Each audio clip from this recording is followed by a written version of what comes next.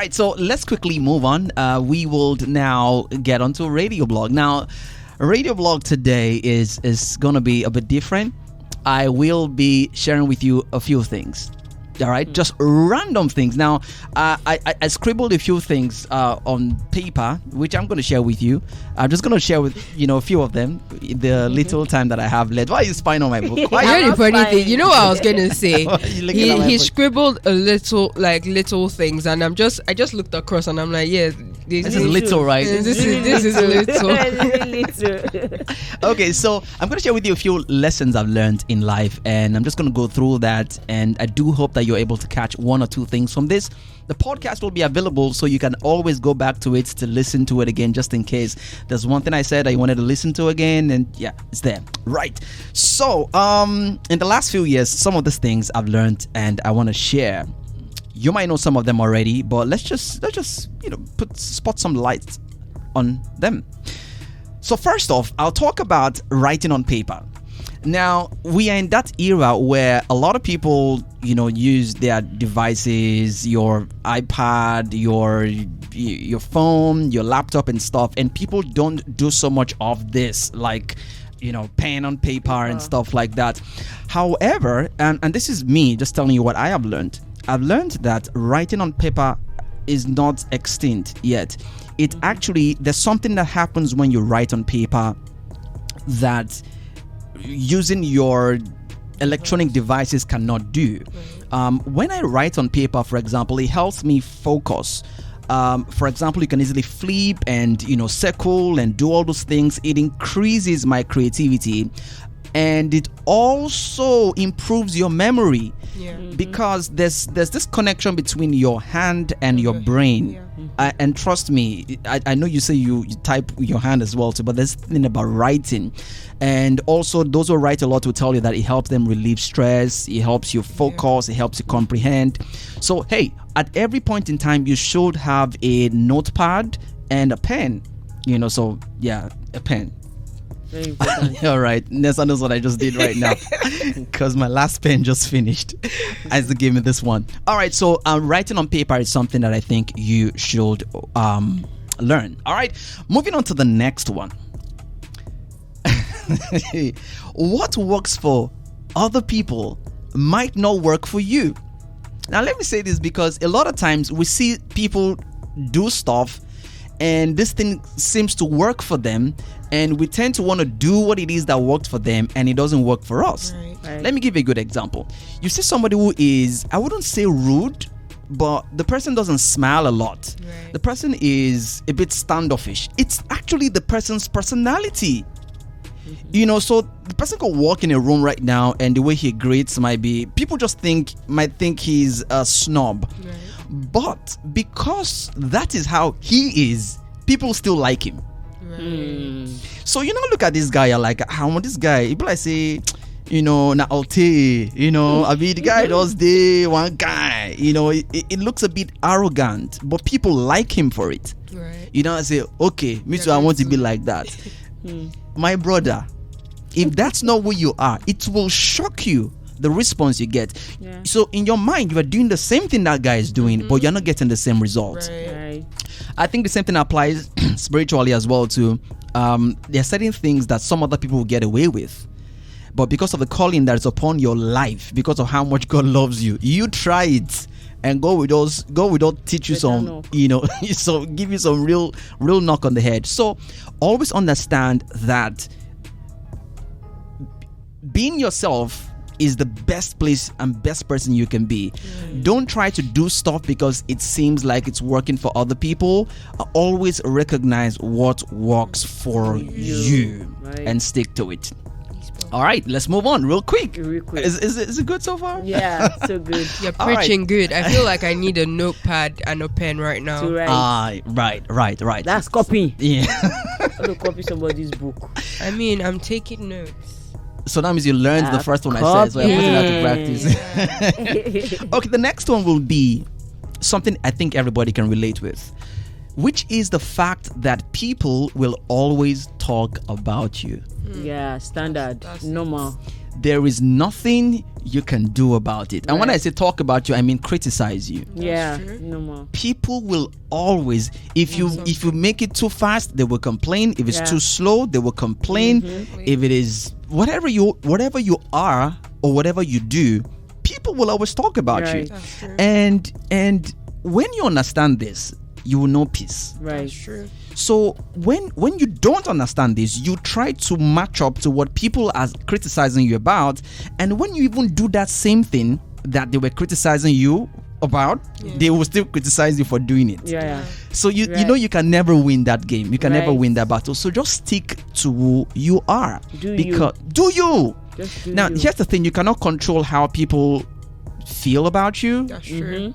You can only control how you respond to it. You're right. That's true. So it's just like when you try to explain something. I can do my best in trying to make you understand what I'm saying right now, but I cannot make you understand. Yeah. The comprehension still ends on your table. It's just like information. Like you're not responsible for how the person processes it. Yeah. However, if the person has an issue with processing it and says, "Oh, Tola, what you said to me, I didn't fully grasp it," that's where you're responsible for trying to explain. clarity. Exactly. That's it. Exactly. You got it. Exactly. So also when you understand this, you will resist the urge to shalaye. That's true. I'm serious, man. Yeah. These things I'm sharing with you, it's given me freedom. Yeah. Because all that shalayeing sometimes It's not is necessary.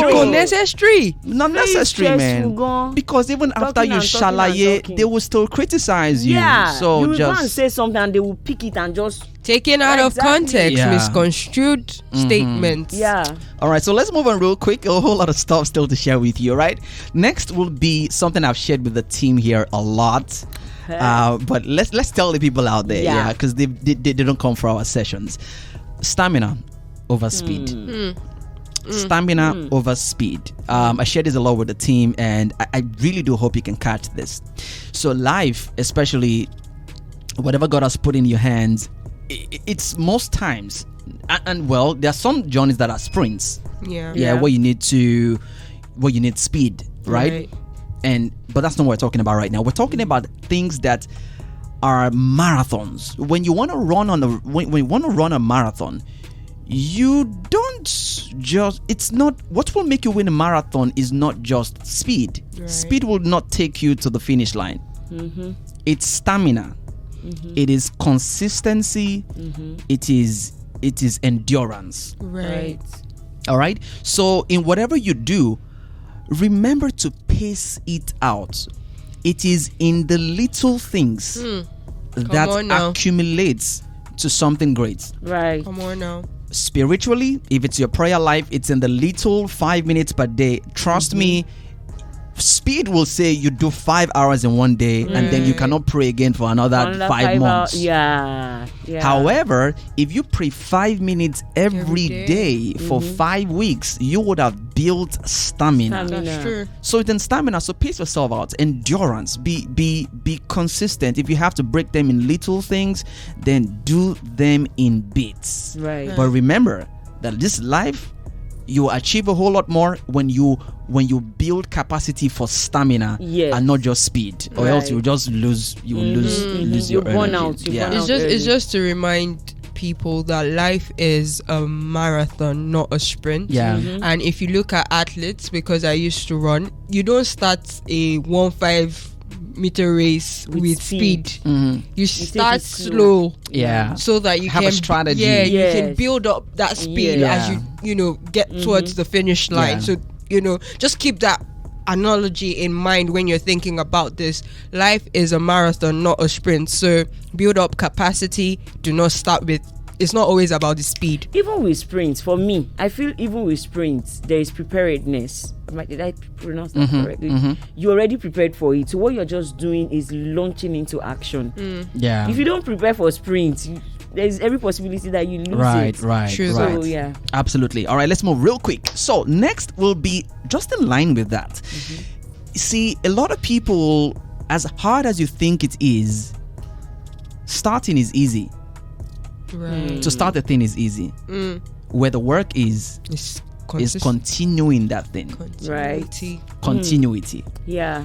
So, Praiseworld, people ask me, oh yeah, we just celebrated 9 years the other day. And a few other things that you might, if you want to see someone do something successfully, the person is doing something a lot of other people are not doing, which is being consistent at it.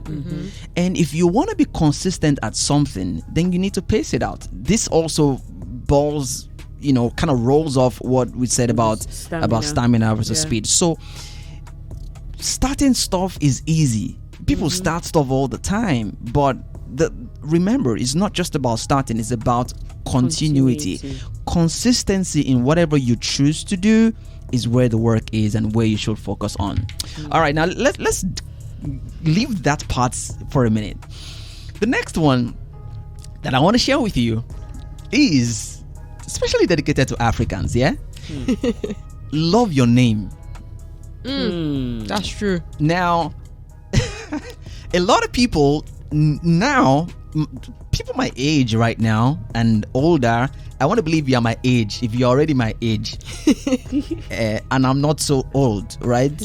But if you're in your 30s, you should have gotten to this point where you've owned your name. Right. That's true. But a lot of people don't get there quickly enough. Africans, Nigerians, when you are in secondary school, you always had that one name that you wished was yours. Did you ever have that? Sure. Names that you're like, I remember one my sister had. Oh my gosh, man. Anyway, but when I met Ayemi, who worked with us in the early years of Praiseworld, she was always very particular about knowing the meanings of people's names. Yeah. And she would call you your full name. Once you tell her your name and she gets to ask you the full name and she understands the meaning, from that point on, she will call you your full name. Because our names are very rich in meaning and sometimes very prophetic. Yes. That's true. So, but because, this love for Western names and Western trends and stuff, we don't own it like that. Right. When I speak with people who are who are not Africans and they struggle with my name, I'm very patient. I'll teach you, right? I'll tell you. That's something, just sorry that I caught you, but that's something that I've also realized that when you're abroad, I think the problem is a lot of Africans are also not patient to teach people how to pronounce their names. My native name is long, right, and it means something to me. So once I tell you the name and you're murdering it consistently, I'm like, so please, let's help ourselves. Let's just call me my English name. But one thing I also realized is, like you said, our names are very rich and prophetic. Don't shorten your name. If your name is something like Oluwa something, don't remove the Oluwa and be calling yourself Toby. Toby is what? Just big. Oluwa, Toby Loba. That's a different meaning. You get, but don't get, of course you might not have to say Oluwa Toby Loba everywhere you go. Yeah, but for me it's not forgetting what the Toby means. Right. Understanding where this Toby comes from. I'm not changing Toby to Toby, like to the English to there's an English Toby. There's a girl we lived together, we grew up together. Her name was Onyenacha. Did you get that? Onyenacha. Well, everywhere she goes, she's called Nasha.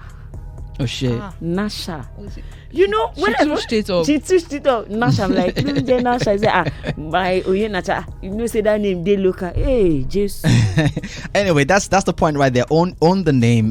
Be proud of it. Love it. I mean, before now on radio, I had several names, but I got to a point, maybe like 9 years ago, 10. I'm like, TOLA is my name, and that's what's going to be. So love your name, understand the meaning of your name, be proud of it, and just go for it. All right, let's move on. Another thing, please guys, this lessons I believe will increase the quality of your life. The next one is, don't panic. No matter what happens, be calm. Now this might be easier said than done, I know. But let's look at it like this. If something happened in this room right now, an emergency, and we needed to get out, everybody heads for the door. Yeah. Right. Now let's assume in this case that the door is locked. Right. We have to open it with a key. Pick the locks. unlock it with the key. The key is right there. Or let's even assume the key is in your pocket. Yeah. There's an emergency and you need to leave this room now. When you start now, of course, time is of the essence. You need to leave this room now. You get to the door, you run to the door, and what you need to do is now put the key in the keyhole and turn it and get out, right? Yeah. That's all you need to do. It's so simple. When you start to panic, You won't be able to do that. you would not be able to get the key in the hole. Yeah. If you ever are able to get the key in the hole, it will take you a longer period of time, and when you have it in, it's going to be hard for you to even turn it. Why? Because your hands are trembling. Panic. Right. True. I gave you the analogy to share with you how disastrous panic is for you. However, in this same scenario, if you could only try to be calm, Right. you'll go to the door, you put the key in, you unlock it, and you get out in record time. Yes. That's true. Very true. Where the other person that was panicking will still be fighting with it. And you see, these things happen in movies. If you see it a lot, Yeah. someone is chasing something, and you're watching the movie. You're like, "Man, this guy, just open this door, just go." But this guy is just It's shaking. shaking. I learned this. I didn't learn this in a day. It took me a while, but I think I've now started. I'm now mastering it. Anytime there's anything that calls for alarm, I tell myself, there's like this beep in my head: be calm, be calm, be calm. And that's what I want to teach you guys today. Be calm. Whatever it is, whatever situation that you might find yourself in, be calm. It might seem like you are not, like, do something about this thing, but it can save your life. Right. Very true. Panic is disastrous. Panic will kill you. Panic will worsen this situation. For example, and every mother listening to the show right now can relate. If anything happens to your child, the next thing you do is panic. It's a motherly instinct. Yeah. And you've seen, I don't know if you've seen a scenario where a child is bleeding or something is happening to a child, and the adult there cannot even do anything to help the child because you just be shouting. You don't even know what to do. Yeah. Meanwhile, if only you could be calm, it will help. And another thing about calmness and war against panic is it's contagious. Yeah. So when there's something that should cause you to panic, if you react in panic, it's like it fuels the whole situation. Right. If you react with calm, or you respond with calm rather, there's a way that calm gets, it's like contagious. It kind of calms the situation as well. Right? I know we need a lot of the help of the Holy Spirit for this because you can't do it by your power as well. Ask the Holy Spirit for help, but ensure that you don't panic. Always. All right, let's move on real quickly. The next one, I've shared this with the team as well, is something that I also learned. It's interesting I'm saying this right now because I couldn't say this a few years ago. Be punctual. Yeah. You know that, right? Yeah, we do. Punctuality is a value that everybody respects, including those who are not punctual. That's true. People who are not punctual still respect punctuality when they see it. Yes. It is admirable and it will bring you respect. Now, here's an analogy I always give, especially with the team. If you showed up late, you would have to apologize. And that apology in some way puts you in a not very great position, as opposed to when you are the one there and somebody comes to apologize to you.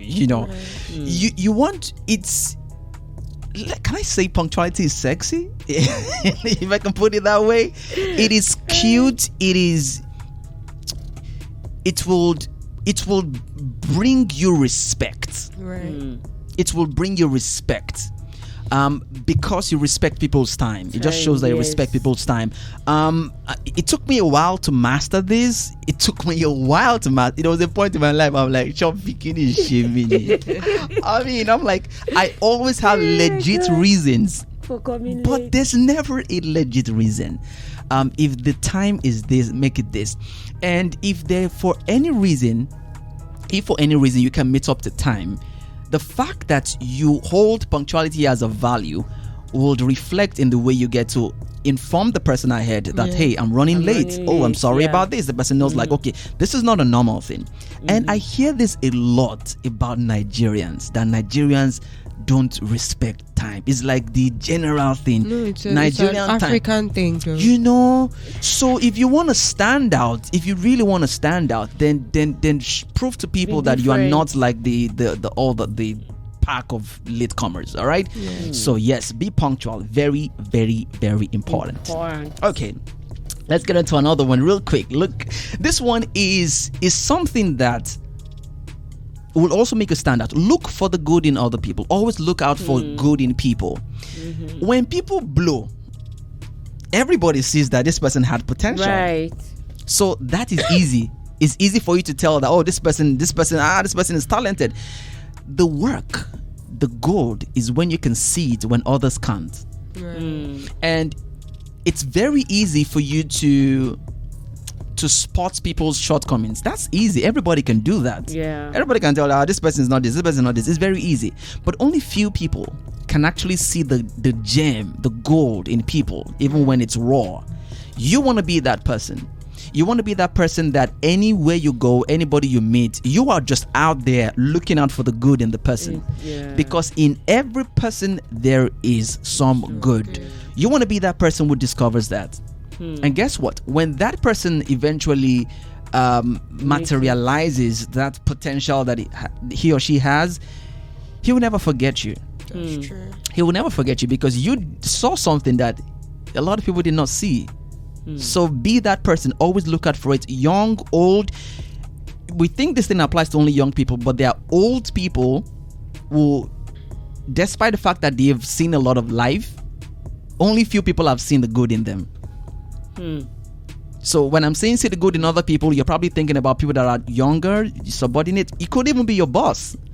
Always look out for good in people and express that to them. I think that even helps your own mental mind. Yes, when you choose to see good in people, your mind is set to see, I just want to see the best. Whatever flaws is there, I'm blind to it. And it gives you this goodness inside of you too. I think it helps with mental health too. Yeah. Okay, so I think time is running out. Let me move real quick. Okay, so this one now here is which one should I pick now? We all go through challenges where we seem knocked out by circumstances or problems, and sometimes we don't even know what it is. You're just sad, you're just down, you're just out. Here's something I've learned. It works for me. I think it might work for you. When you feel sorrowful, sing. For me, it's like sing your way out of sorrow.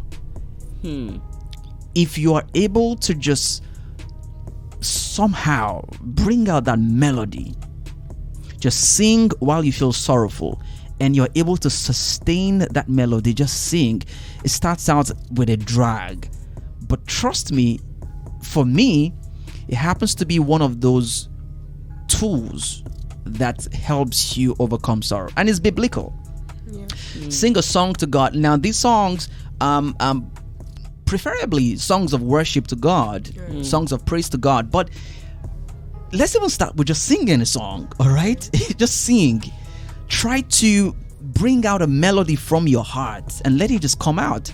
If you sustain that over time, it will shock you how it will result in joy over time. And then you may end up with an album. Now that's one I don't know, but end up with an album.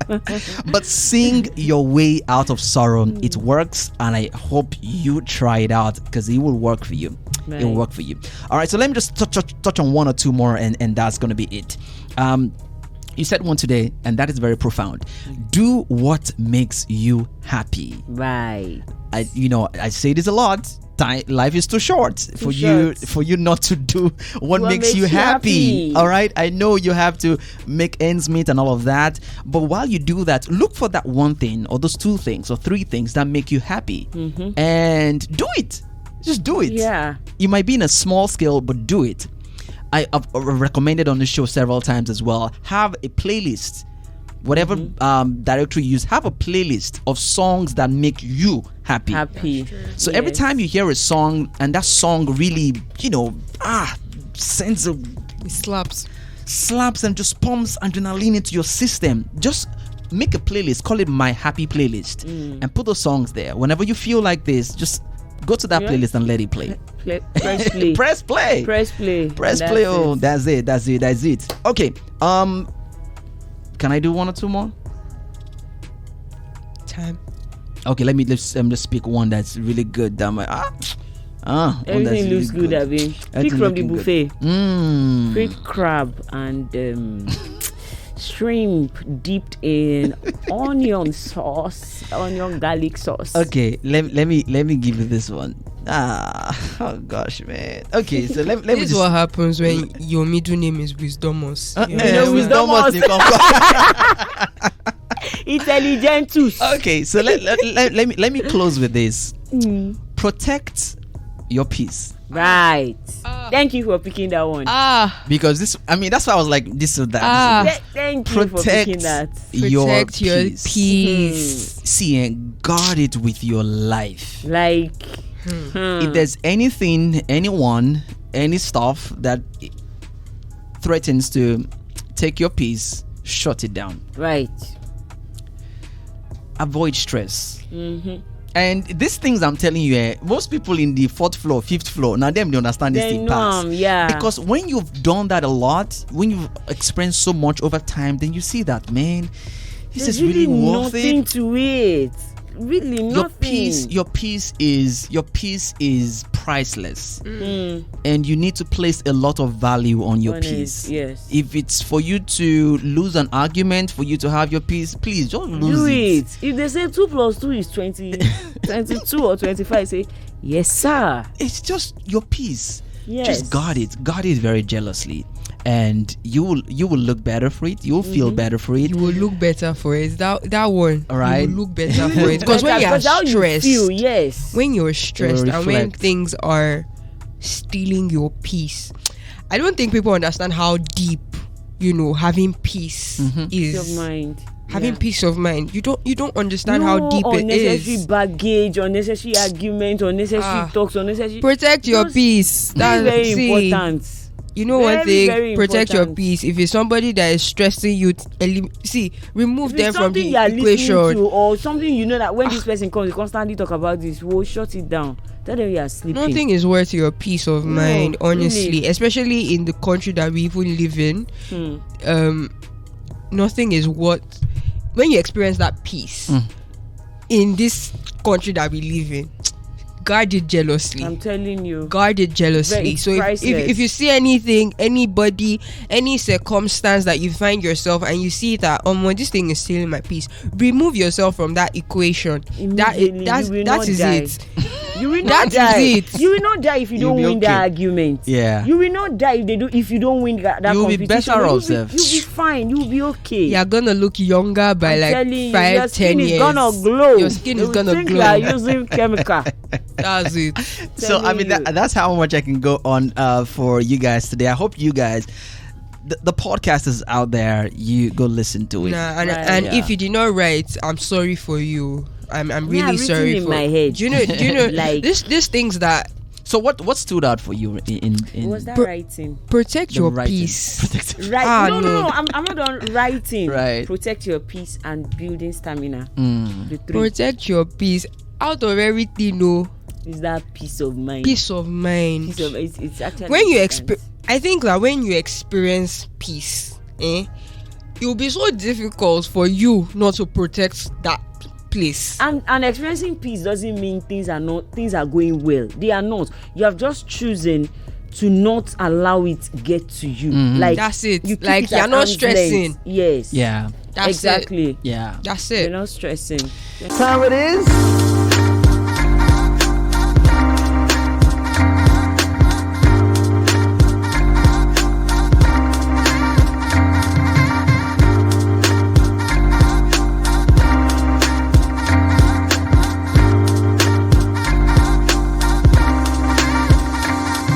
It is the Praise the Clock Show, 10 a.m. West African time every Monday, Tuesday, Wednesday, Thursday, and Friday. Every weekday right here on PraiseworldRadio.com. We have all the very best of news, gist, music, and so much fun. All right, so make sure you catch us every weekday. Follow us on social media, Twitter, Instagram at PraiseWorld_, and don't forget to subscribe to our YouTube channel on YouTube, Praiseworld TV. Oh, it's time. It's Praise the Clock. I'll see you.